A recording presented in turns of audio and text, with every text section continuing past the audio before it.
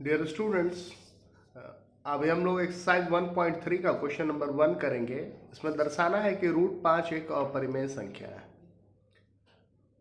हमें जो सिद्ध करना है हम उसका उल्टा मान लेते हैं। हम ये मान लेते हैं कि यह अपरिमेय नहीं होकर के यह एक परिमेय संख्या है। और अगर परिमेय संख्या है तो उसे आपको पता है कि p/q या a/b के फॉर्म में लिख सकते हैं, जहाँ a और b सह अभाज्य संख्याएं हैं, जिसको इंग्लिश में को प्राइम नंबर कहते हैं, जिनके बीच का कॉमन फैक्टर सिर्फ 1 होता है। यहाँ b डिवाइड में है, अगर यहाँ आएगा तो मल्टीप्लाई में हो जाएगा, यानी √5b = a।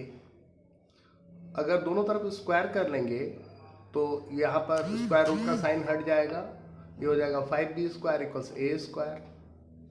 इससे क्या प्रूव हो गया कि a² जो है वो b² को 5 से मल्टीप्लाई करने पर आता है, यानी a² 5 से डिवाइड होगा। यदि a² 5 से डिवाइड होगा तो a भी 5 से डिवाइड होगा। ये जो चीज है ये हमारा जो इंट्रोडक्टरी वीडियो है उसमें मैंने क्लैरिफाई किया है। तो हमने क्या निष्कर्ष निकाला कि a का एक फैक्टर है 5।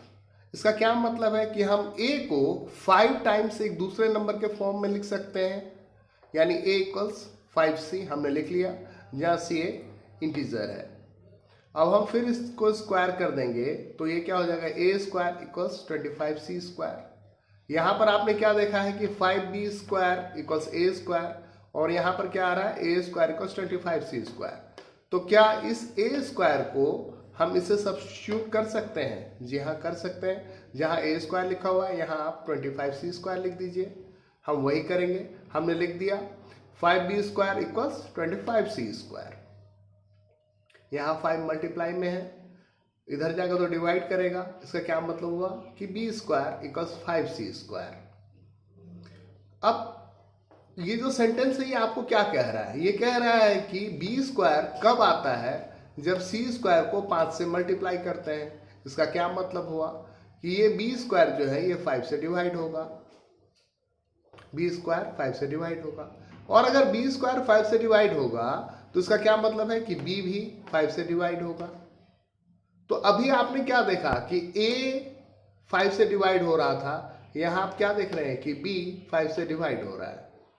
आपको नहीं लगता है कि इसने आपके एजम्पशन को तोड़ दिया? आपका एजम्पशन क्या था कि a और b के बीच में कोई कॉमन फैक्टर नहीं है सिवाय 1 के, लेकिन यहाँ तो आप देख रहे हैं कि a का एक फैक्टर है 5, b का एक फैक्टर है 5, यानी a और b के बीच में 1 के अलावा भी एक फैक्टर है, यानी वो को प्राइम नंबर नहीं रहे। इसका क्या मतलब है कि आपका एजम्पशन गलत है, आपकी अवधारणा गलत है, यानी √5 एक परिमेय संख्या नहीं होकर √5 एक अपरिमेय संख्या, इरेशनल नंबर है।